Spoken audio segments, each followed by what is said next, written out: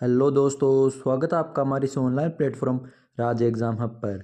अगर आप किसी भी राजस्थान प्रतियोगी परीक्षा की तैयारी कर रहे हैं तो ये क्लास आपके लिए बहुत महत्वपूर्ण होने वाली है, क्योंकि आज हम इस क्लास में कक्षा 10 की किताब राजस्थान का इतिहास एवं कला संस्कृति में लोक संगीत, लोक नृत्य व लोक नाट्यों के बारे में शॉर्ट क्वेश्चनों के बारे में चर्चा करेंगे।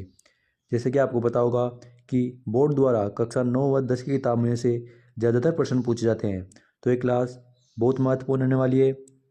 तो क्लास को शुरू करने से पहले अगर आपने अभी तक चैनल को सब्सक्राइब नहीं किया है तो सब्सक्राइब कर लेना, ताकि कोई भी नई क्लास व इन्फॉर्मेशन आप तक जल्दी से जल्द पहुंच सके।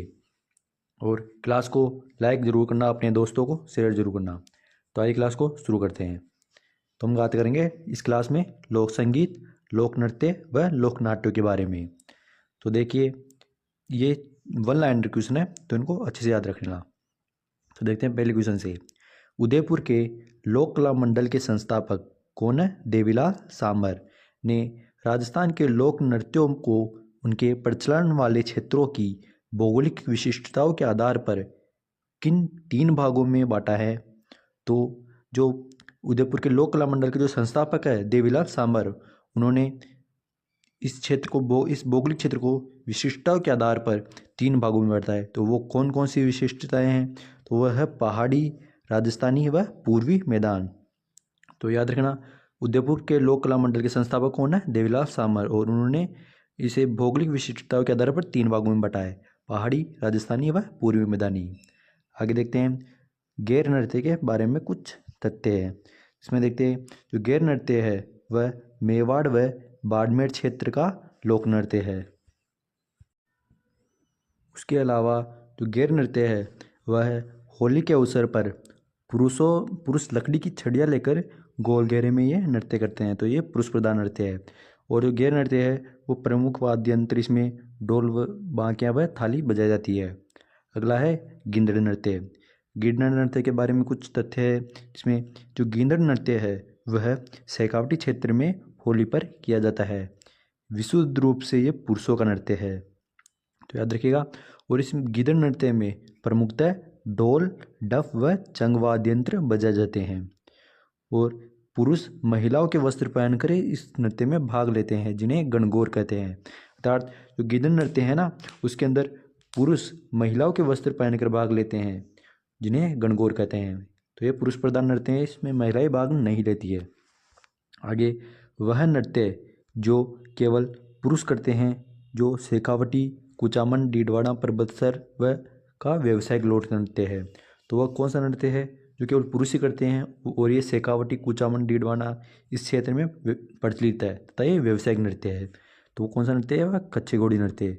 तो कच्ची घोड़ी नृत्य में ये पुरुष प्रधान नृत्य है। इसमें पुरुष कमर पर लकड़ी व कपड़े की एक घोड़ी पहनकर ये नृत्य करते हैं, इसलिए कच्ची घोड़ी नृत्य है। और इस नृत्य में ऐसा प्रतीत होता है कि जैसे फूल खिल रहा है व मुरझा रहा है। तो इसमें पैटर्न बनता है इस नृत्य के अंदर। आगे क्वेश्चन नंबर 5वां है, नृत्य जो केवल पुरुष करते हैं। तो गीदड़ नृत्य, कच्ची घोड़ी नृत्य व चंग नृत्य, तो ये तीनों नृत्य ऐसे हैं जो केवल पुरुषों के द्वारा किए जाते हैं। आगे वह नृत्य जो मारवाड़ में प्रचलित है और इनके गीतों में प्राय बड़ली के भेरूजी का, किनका? भेरूजी का गुणगान होता है, तो वह डांडिया नृत्य। कहाँ के? मारवाड़ में प्रचलित है डांडिया नृत्य। आगे 7वां क्वेश्चन है, कत्रियासर बीकानेर में जसनाती संप्रदाय में प्रसिद्ध नृत्य है। तो कौन सा नृत्य है? वो अग्नि नृत्य है। तो जो जसनाती संप्रदाय के लोग हैं कत्रियासर बीकानेर में, उनके द्वारा अग्नि नृत्य किया जाता है। अगला 8वां क्वेश्चन, गुड़ला नृत्य। कौन सा नृत्य? गुड़ला नृत्य कहाँ का प्रसिद्ध है? जो गुड़ला नृत्य है वह जोधपुर का प्रसिद्ध है। कहाँ का प्रसिद्ध है? जोधपुर का। आगे जालोर का प्रसिद्ध नृत्य जिसे भूतपूर्व मुख्यमंत्री जयनारायण व्यास ने पहचान दिलवाई, तो वो कौन सा नृत्य है? तो वह ढोल नृत्य। तो ढोल नृत्य को जो भूतपूर्व मुख्यमंत्री थे जयनारायण व्यास, तो उन्होंने ये झालोर का नृत्य है जिसे प्रसिद्ध नृत्य दिलवाई, सी प्रसिद्धि दिलवाई थी। आगे है बम नृत्य। तो हम बम नृत्य के बारे में कुछ तथ्य याद रखना है इनके, कि बम नृत्य है वह मेवात क्षेत्र का प्रसिद्ध है। और जो बम है तो उस बम शब्द का अर्थ है नगाड़ा। और बम नृत्य में थाली, चिमटा, ढोलक, नगाड़ा, वाद्य यंत्रों का प्रयोग होता है। अगला 11वां क्वेश्चन है, किस नृत्य का प्रारंभ एक पुरुष हाथ में छाता या तलवार लेकर करता है? तो जो वालर नृत्य है उसका प्रारंभ पुरुष हाथ में छाता या तलवार लेकर करते हैं, तो वो कौन सा नृत्य है? वालर नृत्य है। आगे 12वां क्वेश्चन देखिए, रूप सिंह शेखावत, दयाराम, तारा शर्मा किस नृत्य के कलाकार है? तो याद रखना, रूप सिंह शेखावत, दयाराम व तारा शर्मा ये सब भवाई नृत्य के कलाकार है। आगे, हवा में कमल के फूल बनाना, 7-8 मटके सिर पर रखकर नृत्य करना, जमीन पर रखे रुमाल को मुंह से उठाना, गिलास व थाली के किनारों तथा तेज तलवार व कांच के टुकड़ों पर नृत्य करना किस नृत्य की विशेषता है? तो वह है भवाई नृत्य। कौन सा नृत्य? भवाई नृत्य। अगला क्वेश्चन नंबर 14 तक आ गए। मांगी बाई व लक्ष्मण दास किस नृत्य के कलाकार है? तो ये तेरताली नृत्य है। ये तेरताली नृत्य है उसमें उसके प्रमुख कलाकार है मांगी बाई व लक्ष्मण दास। आगे क्वेश्चन नंबर 15, जनजाति व लोक नृत्य संबंधित है। देखिए, खतौड़ी जाति है तो खतौड़ी जाति का मावलिया नृत्य है, संक्रिया का कालबेलिया, लूर का गरासिया, लूर किसका नृत्य है? गरासियों का है। और वह धाकड़ व चक्री ये कंजर जातियों का नृत्य है। वह जो कालबेलिया है उनके संक्रिया के अलावा कुछ और नृत्य है जिसमें संक्रिया, बागड़िया, इंडोनी व पनिहारी ये लोक नृत्य हैं कालबेलियों की। और ग्रासियों के वालर, मांदल, लूर, कूद, जवारा, मोरिया ये नृत्य हैं ग्रासिया जनजाति के। आगे जनजाति व लोक नृत्य से संबंधित है, इसमें देखिए जो ये मांदल नृत्य है, मांदल वह ग्रासियों का लोक नृत्य, जैसा कि आपने अभी थोड़ी देर पहले मैंने आपकी इसको बारे में बताया था। तो मांदल नृत्य ग्रासियों का लोक नृत्य है। उसके अलावा मौर्य नृत्य, तो ये मौर्य भी ग्रासियों का है। और एक घूमरा भील जनजाति का नृत्य है। तो उसके अलावा आगे देखते हैं क्वेश्चन नंबर 17, भीलों का नृत्य। तो जो हाथीमना, नेजा, रमणी ये नृत्य हैं ये भीलों के नृत्य है, ये जनजाति विशेष है, भीलों के नृत्य है ये। आगे नृत्य कालबेलिया किस जाति का है? तो संकरिया, हिंडोनी, बागड़िया और पनिहारी ये चारों नृत्य कालबेलिया जनजाति के हैं, तो याद रखना। आगे चांद नीलगिरी, राव, रिडमल व मीरा मंगल ख्याल किस कलाकार द्वारा रचित है? तो कौन से कलाकार है? वह लच्छीराम। याद रखिएगा, लच्छीराम कुचामनी ख्याल के प्रवर्तक है ये लच्छीराम। तो याद रखिएगा, क्वेश्चन कई बार एग्जाम में पूछा गया है कि कुचामनी ख्याल के प्रवर्तक कौन है? तो याद रखिएगा, कुचामनी ख्याल के प्रवर्तक कौन है? लच्छीराम। उसके अलावा उगमराज किस ख्याल के प्रमुख कलाकार है? तो उगमराज कुचामनी ख्याल के प्रमुख कलाकार है। प्रवर्तक पूछे तो लच्छीराम और प्रमुख कलाकार पूछे तो उगमराज। आगे 21वें क्वेश्चन पे बात करते हैं। दलिया राणा नानूराम जी किस ख्याल के कलाकार है? तो ये शेखावटी ख्याल के कलाकार है। 22वां क्वेश्चन, जोगी जोगण, कान गुजरी, मियाँ बीबू, पठान, रसीली तंबोलन किस ख्याल से संबंधित है? तो ये जयपुरी ख्याल से संबंधित है। कौन सी ख्याल? जयपुरी ख्याल। याद रखिएगा।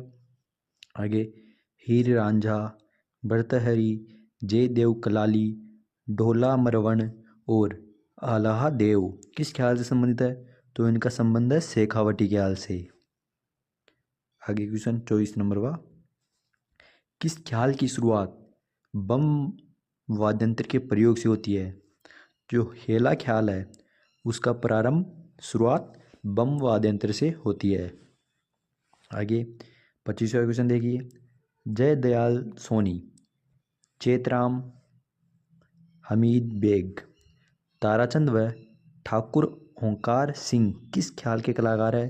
तो ये तुरा कलंगी के कलाकार है। आगे 26वां क्वेश्चन, मेवाड़ के शाह अली व तुक नगरी संत पीरों ने 400 वर्ष पूर्व किस ख्याल की रचना की? तो इन्होंने तुराकलंगी ख्याल की रचना की। याद रखिएगा। तुराकलंगी तुराकलंगी ख्याल के बारे में कुछ तथ्य देखिए। जो तुराकलंगी है, तो तुरा को शिव व कलंगी को पार्वती का प्रतीक माना जाता है। तो याद रखिएगा, तुरा का अर्थ शिव, कलंगी का अर्थ पार्वती। और तुक नगरी तुर्रा के हाथ तथा शाह अली कलगी के पक्षकार थे। इस ख्याल में चंग बजाया जाता है। तो याद रखिएगा, तुराकलंगी ख्याल में चंग बजाया जाता है। इस ख्याल के मुख्य केंद्र दोसुंडा, चित्तौड़ व निम्बाहेड़ा तथा नीमच है। शिव शक्ति संबंधी विचारों के काव्यमय रचनाएं दंगल के नाम से जानते हैं। इसके संवादों को बोल कहते हैं। याद रखिएगा, इसके संवादों को क्या कहते हैं? बोल। आगे, गौरी लोक नृत्य गौरी लोक नाट्य किस कथा पर आधारित है? जो गौरी लोक नाट्य है वह शिव व भस्मासुर, कौन? शिव व भस्मासुर की कथा पर आधारित है। कौन सा लोक नाट्य? गौरी लोक नाट्य। आगे, गौरी लोक नाट्य के बारे में कुछ कथनों के बारे में चर्चा करते हैं। देखिए, जो गौरी लोक नाट्य है, गौरी का मुख्य पात्र बुढ़िया होता है। कौन होता है मुख्य पात्र? बुढ़िया। राई या स्त्री रूप में पार्वती व विष्णु की प्रतीक होती है। झामटिया लोक भाषा में कविता पाठ करता है और कुटकड़िया उसे दोहराते हुए सूत्रधार का काम करता है। उसके अलावा गौरी में केवल पुरुष पात्र होते हैं। याद रखिएगा, गौरी लोकनाट्य में केवल पुरुष पात्र होते हैं और अन्य पात्र खेला कहलाते हैं। क्या कहलाते हैं? खेला। आगे देखिए, तीसरा क्वेश्चन। गणपति, बमरिया, बेआवड़, मीना, कान गुजरी, जोगी, खड़लिया, भूत, लाखा बंजारा, नठड़ी व माता और शेर के खेल किस नाट्य में होते हैं? तो वह है गौरी। कौन? गौरी। आगे 31वां, रम्मत। रम्मत मुख्य रूप से कहाँ आयोजित होती है? जो रम्मत लोकनाट्य है वह मुख्यतः जैसलमेर, बीकानेर व फलोदी में आयोजित होती है। तो याद रखिएगा, रम्मत जैसलमेर, बीकानेर व फलोदी में। उसके अलावा 32वां क्वेश्चन। मणिराम व्यास, तुलसीराम, फागु महाराज, सुवा महाराज व तेज कवि, कौन? तेज कवि किस लोकनाट्य के कलाकार है? तो ये सब रम्मत। कौन से लोकनाट्य? रम्मत के कलाकार हैं। आगे 33वां क्वेश्चन देखते हैं। सन 1943 में तेज कवि जैसलमेरी ने स्वतंत्र बेवानी की रचना किसे भेंट की? तो जो तेज कवि जैसलमेरी ने स्वतंत्र बावनी की रचना कर महात्मा गांधी को भेंट की। किसे भेंट की थी? महात्मा गांधी को। आगे 34वां क्वेश्चन। श्री कृष्ण कंपनी के नाम से रम्मत का अखाड़ा किसने चालू किया? तो तेज कवि ने। आगे, जो बीकानेर में रम्मत है उसके कुछ फैक्ट देखते हैं। बीकानेर की रम्मत की प्रसिद्धि देखते हैं। आचार्यों की चौक की अमर सिंह राठौड़ की रम्मत है। बिस्सों की चौक की चौबेल नौटंकी की रम्मत है। किंकाणी व्यासों की चौक की जमनादास जी की रम्मत प्रसिद्ध है। उसके अलावा चार बेत कला के बारे में देखते हैं। चार बेत टोंक जिले का प्रसिद्ध लोकनाट्य है। कौन से जिले का? टोंक जिले का। इसका प्रारंभ टोंक के नवाब फैजुल्ला खां के शासनकाल में करीम खां निहंग द्वारा किया गया था। चार बेत लोकनाट्य में गायक डफ बजाता है। क्या बजाता है? डफ। आगे 37वां क्वेश्चन। बसंत, नकाबपोश, सत्यवादी हरिश्चंद्र, राजा भर्तरी किस लोकनाट्य के नाटक है? तो ये नौटंकी। कौन से नाटक? नौटंकी। लोकनाट्य के नाटक है नौटंकी हो। आगे, गौर नाट्य का आयोजन किस जनजाति द्वारा वैशाख शुक्ल चतुर्दशी को बख्योर की गणगौर के नाम से किया जाता है? तो कौन सी जनजाति है? वह है गरासिया जनजाति। आगे, सनकादिकों की लीलाओं के प्रमुख अखाड़े कहाँ है? तो वह है गोसुंडा व बस्सी में। राधा कृष्ण के युगल स्वरूप व रासादी लीलाओं का आयोजन किया जाता है। कहाँ किया जाता है? तो गोसुंडा में। आगे देखते हैं, 41वें क्वेश्चन तक आ गए। राजस्थान में रासलीला का मुख्य स्थल रहा है, तो वह रहा है फुलेरा, हरदोना, गुंडा व असलपुर। उसके अलावा 42वें क्वेश्चन देखिए, दूल्हे की बारात जब लड़की वाले के यहाँ चली जाती है, तब पीछे से वर पक्ष की महिलाओं द्वारा वर वधु की नकल के रूप में जो समांग प्रदर्शित किया जाता है, उसे कहते हैं, तो उसे टूटिया, टूटकी या खोडिया कहते हैं। कई जगह टूटिया कहते हैं, कई जगह टूटकी व कई जगह खोडिया कहते हैं, याद रखना। आगे, परशुराम जानकीलाल भांट का संबंध किस लोकनाट्य से है? तो उनका संबंध स्वांग से, देखिएगा स्वांग से। और परशुराम केरवा के व जानकीलाल भांट कहाँ के थे? भीलवाड़ा के थे। आगे, सवाई प्रताप सिंह के समय जयपुर में शुरू हुए तमाशा लोकनाट्य के बारे में कुछ तथ्य देखिए। फूलजी भट्ट, गोपी कृष्ण भट्ट, वासुदेव भट्ट इसके कलाकार है प्रसिद्ध। तमाशे का आयोजन खुले मंच पर होता है, जिसे अखाड़ा कहते हैं, याद रखिएगा अखाड़ा कहते हैं। गोपीचंद व हीरा रांझा इसके मुख्य तमाशे हैं, हीरा रांझा व गोपीचंद। हेडाओ मेरी रम्मत का सूत्रपात किसने किया था? तो जो जवाहरलाल पुरोहित थे, कौन? जवाहरलाल पुरोहित, उन्होंने हेडाओ मेरी रम्मत का सूत्रपात किया था। आगे, ख्यालों से संबंधित है, तो जो कन्हैया ख्याल है वो कहाँ की प्रसिद्ध है? तो कन्हैया ख्याल सवाई माधोपुर, भरतपुर व धौलपुर में प्रचलित है। उसके अलावा डप्पाली ख्याल यह है अलवर जिले में। अलबख्शी ख्याल कहाँ की प्रसिद्ध है?